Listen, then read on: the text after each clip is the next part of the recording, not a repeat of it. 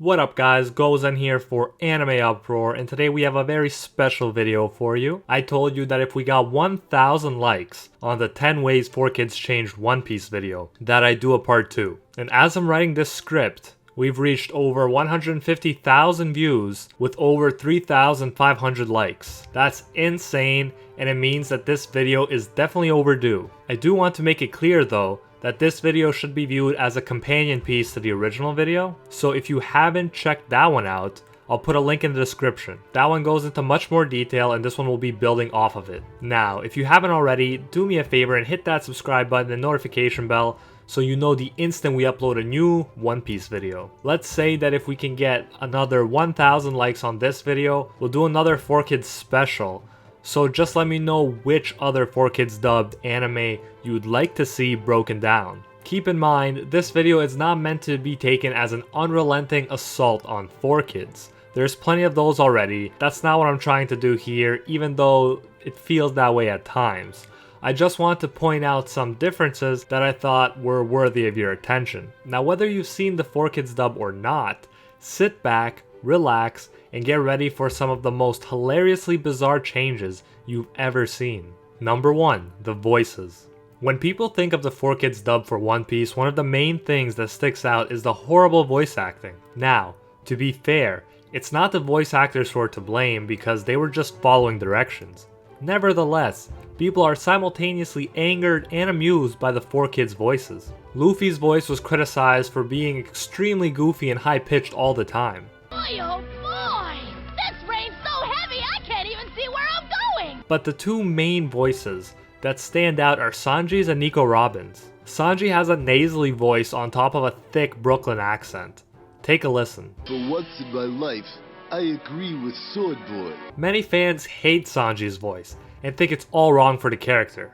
But I also have a friend who actually likes it a lot, so it definitely wasn't a deal breaker for everyone. Let me know what you think about Sanji's nasally voice in the description below. Do you love it or do you hate it? Next we have Nico Robin's voice. This one is amusing because she has a Texas accent, solely due to the fact that she wears a cowboy hat during the Alabasta arc. My body parts bloom like flowers. I'm a bouquet. Let me know if there are any other voices that really stood out to you. Number 2. Tattoos. We discussed how drinking alcohol and smoking were edited out of the 4Kids dub in the previous video, and the same goes for tattoos. For instance, Mr. One's tattoos are gone, and so are Ace's. I suppose 4Kids thought that kids might rush to get tattoos if they saw them in the show, and not wanting that, they erased them altogether. I guess they didn't want a Ace tattoo up their sleeve. Oh god. Number 3. Changing names. We briefly touched upon this in the first video.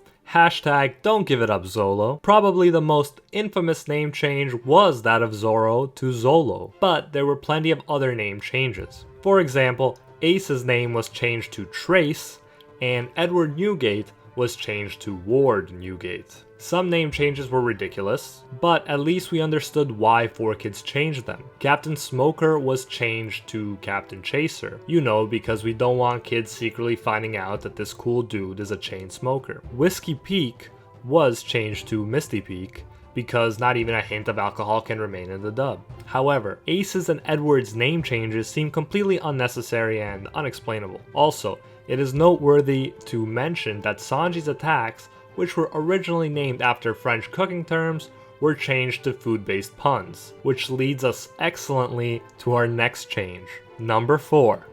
Punception. The ceaseless onslaught of bad puns is present in every episode of the 4Kids dub. One critic said that the puns were so lame that even the most ardent Garfield fans would think they were infantile. Now, I love puns, and you'll see plenty of puns in my videos, but I've never seen anyone pack so many bad puns in a 30-minute show. Trust me when I say they never missed an opportunity for a pun, and when there was no need or opportunity for one, you can bet they awkwardly crammed one or two in anyways. Here is a small taste. A tip, bird lips. Next time, arm yourself. You see, whenever Mr. Zero needs a hand, I answer the call to arms. So you're well armed. Number 5. Luffy versus Crocodile. What is this? The fight between Crocodile and Luffy was definitely an intense one, and 4Kids did everything within their power to undermine that intensity. I mentioned in the last video how Luffy's blood, which allowed him to successfully fight after Crocodile, was changed into sweat in the 4Kids dub. However, in this video, I want to show you guys this tremendous bit of editing right here. Like, what is this atrocity? They took one of the most powerful frames in One Piece, one of the scariest moments in a cartoon, and made it a WTF moment. By the way, let me know what your number 1 WTF moment in anime was in the comment section below. This should be good.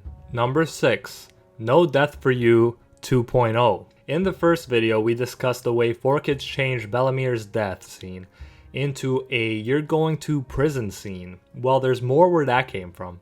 Kuina tragically died in the original One Piece. Zoro was devastated.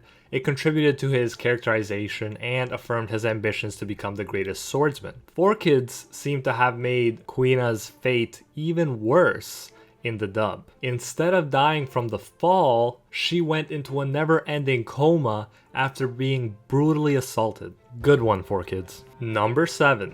The Little Garden Vanishes / drowning in plot holes. As mentioned in part 1, many canon parts, aka parts that were in the manga, were removed in the 4Kids dub.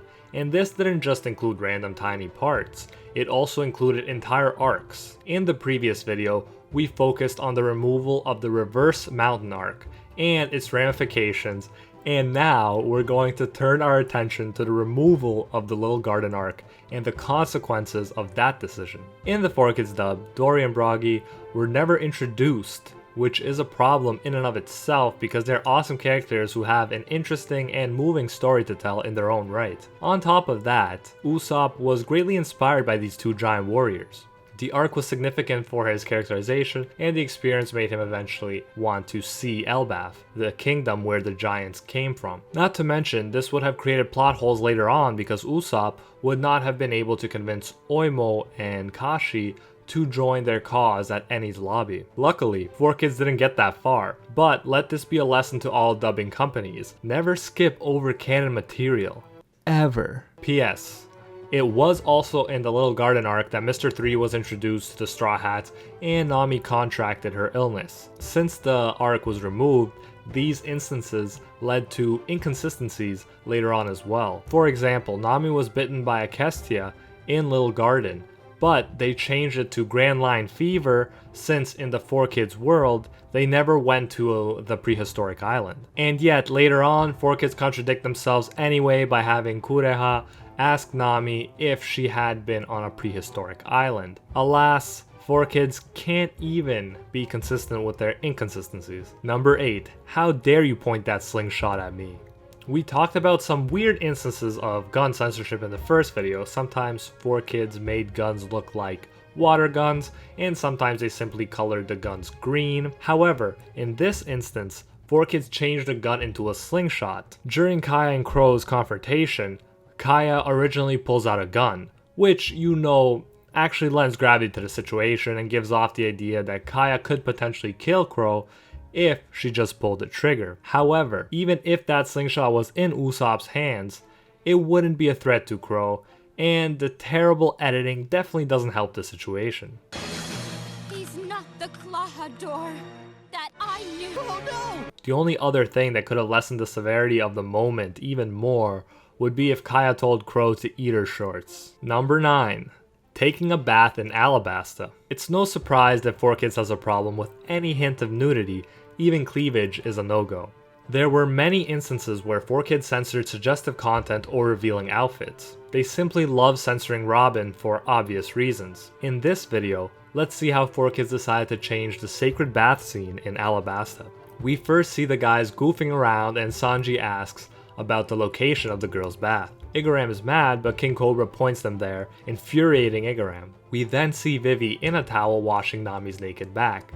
You don't really see much, but Nami's naked and you can see some cleavage, accompanied by steam. A classic anime moment. Then they see all the guys looking over the wall. By the way, I love Chopper here, looking sideways, awesome. And then Nami removes the towel. We get the happiness punch, and as we'd expect in true anime fashion, we get a fountain of blood spraying from every dude's nose, and the animal dudes too. Vivi is shocked and every guy is out of commission after that deadly blow that is the happiness punch.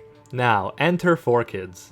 Every dude is given a towel. The king talks about meditation and reflecting on the meaning of life. Instead of telling the others where Nami and Vivi's bath is, King Cobra apparently was gonna make a speech, and Igaram is extremely upset, uncharacteristically so in fact. We are gathered here. No speeches. Like wow, this guy has some strong feelings about speeches. And then we get into a 30-second argument about speeches and how no one wants to hear a speech. Jump to the girls.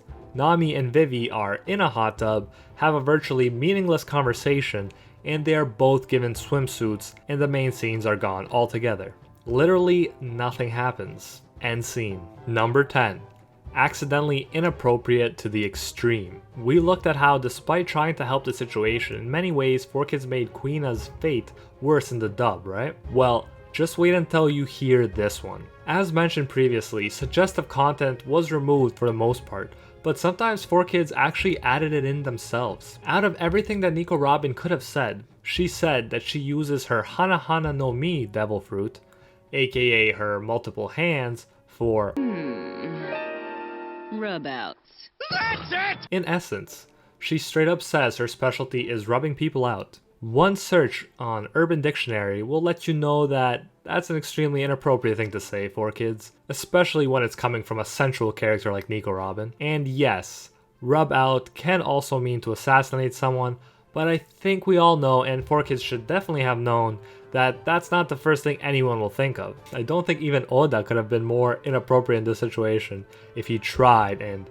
believe me, he definitely does try. Another YouTuber, Tekking101, has a hilarious reaction to this scene which you can check out on his second channel. I'll put a link in the description. He actually reacts to many 4Kids episodes, and if you feel like a masochist and want to see even more from Zolo and Robin the Cowgirl, be sure to check out his channel. And that's it for this video. Thank you so much for watching all the way to the end, guys. To show your support and that you made it this far, type in #nosebleed in the comment section. If you haven't already, make sure to watch part 1, which is full of even more crazy changes that you wouldn't believe. If you like this video, make sure to smash that like button and subscribe for more insane videos like this one. Let me know what 4Kids anime you want us to deconstruct next, and after we hit 1,000 likes on this video, it may just be the next one we discuss. Real talk, I am so thankful for you guys and for your ongoing support. You guys make all the work that goes into these videos 110% worth it. Until next time, see ya, Space Cowboys.